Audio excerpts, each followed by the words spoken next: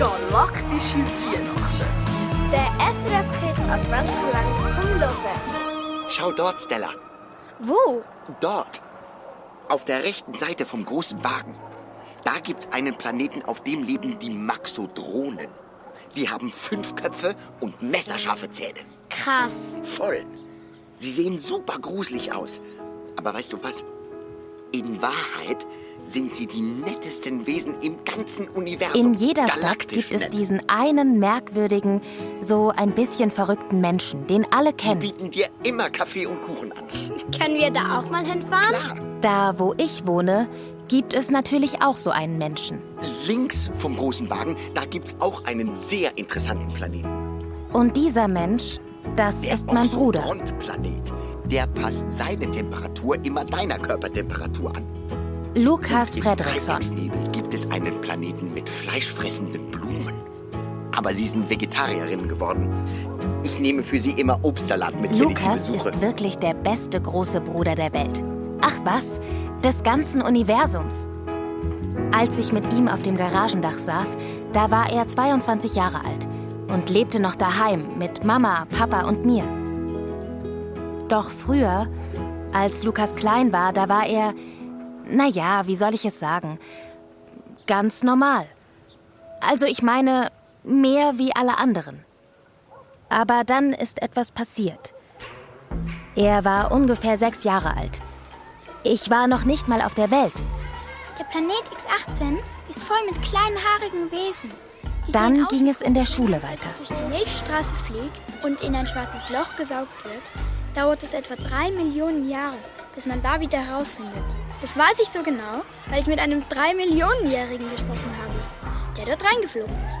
Aber wenn man Und da drin dann ist, wurde er Wenn Sie erwachsen. durch das Nur wie eine Universum Sekunde. fliegen, sollten Sie unbedingt die Spiralgalaxien meiden. Dort wimmelt es momentan nur so von Kosmospiraten und mit denen ist wirklich nicht zu spaßen. Manchmal saß er auf einer Bank mitten im Stadtzentrum. Im Morgenmantel. Mit einem Gummistiefel am einen Fuß und einem plüschigen Gorilla-Hausschuh am anderen. Und sprach mit allen, die vorbeiliefen. Schaut mal, da sitzt schon wieder dieser Spinner und labert vom Weltall. Hoffentlich quatscht er uns nicht an, der ist sowas von peinlich. Lukas sprach über das Weltall und Außerirdische die ganze Zeit. Meistens lagen wir auf dem Garagendach und schauten zusammen in den Himmel. Und Lukas erzählte mir Geschichten. Einmal, Stella, als ich bei Space Burger war, da kam plötzlich ein anderer Natürlich Q&A wusste ich, an. dass das alles erfunden war. Aber das war egal. Oft lagen wir auf dem Dach unserer Garage und schauten in den Sternenhimmel. Lukas und ich. Und Pluto natürlich. Der war immer dabei. Ja, Pluto. Willst du noch eins? Hier. Pluto war so alt und faul, dass er sich kaum noch bewegen konnte. Und er roch ein bisschen komisch. Also ein bisschen sehr komisch. Aber Lukas liebte ihn. Was ich dir gleich erzähle, das darfst du nicht Mama und Papa sagen, okay? Die bekommen sonst einen Herzinfarkt, wenn sie das hören. Okay. Pluto sieht zwar aus wie ein normaler Hund, aber eigentlich kommt er vom Planeten QL3. Pluto ist ein Außerirdischer? Ja, hier auf der Erde, da tut Pluto nur so, als wäre er ein Hund. Tatsächlich? Weißt du, all diese Hundesachen, die er macht, mit dem Schwanz wedeln, bellen, an Laternenpfähle pinkeln und so. Alles nur Theater, völlig fake. Wirklich? Ja, ja. Stimmt's, Pluto? Wir konnten stundenlang so reden. Und ich liebte es. Aber nur, wenn wir alleine waren, wenn niemand zuhörte. Natürlich wussten alle an meiner Schule, wer Lukas war. Hey Stella, hält der Schulbus eigentlich an deinem Planeten? Oder muss dich dein Bruder mit seinem Raumschiff abholen? Wer ist eigentlich dein Vater? Darth Vader? Hör nicht hin, Stella. Die sind doof. Ja, ich weiß. Ich wollte normal sein. So richtig super normal wollte ich sein.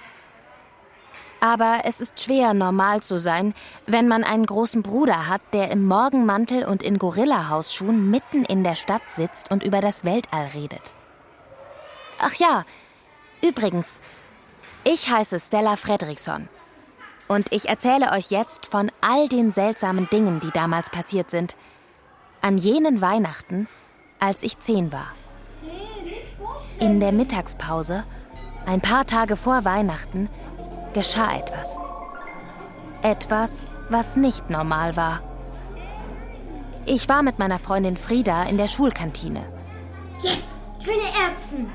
Ew, das ist das ekligste, was es gibt. Nein, das Beste, was es gibt. Ich ging mit meinem überladenen Teller durch den Speisesaal. Vorsichtig, damit nichts runterfiel. Doch plötzlich stolperte ich und... Seht euch das an. Stella hat den Teller fallen lassen. Hey, Weltraummädchen, schwierig mit der Schwerkraft, hm? Bist du über dein Laserschwert gestolpert? Ihr Gelächter war mir für einmal egal. Ich starrte auf das Essen am Boden. Die grünen Erbsen lagen da, angeordnet in Reihen. Wie Buchstaben. Stella, du bist die Auserwählte. Du musst es tun. Die Erbsen hatten sich auf dem Fußboden zu Buchstaben formiert. Und da stand es, geschrieben mit grünen Erbsen. Stella, du bist die Auserwählte. Du musst es tun. Wirklich, das stand da. Klar und deutlich. Ich wisch das auf, hol dir neues Essen. Okay. An diesem Abend nach dem Handballtraining stapfte ich durch den Schnee nach Hause. Ich konnte nur an diese Erbsennachricht denken. Was war das? Sprechen jetzt die Erbsen mit mir? Oh klar. Jetzt schnalle ich's. Ich habe meine Brille nicht aufgehabt. Ich habe mir das alles eingebildet. Mysteriöse Botschaften mit grünen Erbsen. Das wäre ja was. Außerdem, niemand sonst hatte was gesehen. Ich war erleichtert. Du kannst mir das so lustig finden, dass ich ohne meine Brille Dinge sehe, die es gar nicht gibt. In diesem Moment sah ich zum Himmel hoch. Die Sterne waren deutlich zu sehen, wie glitzernde Buchstaben. Und das waren sie wirklich. Buchstaben aus Sternen, über den ganzen Himmel verteilt.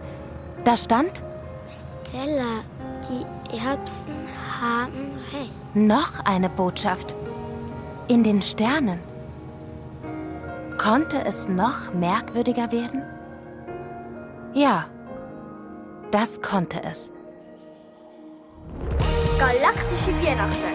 Der SRF Kids Adventskalender zum Hören. Alle Folgen gibt's auf srfkids.ch und überall, wo es Podcasts gibt.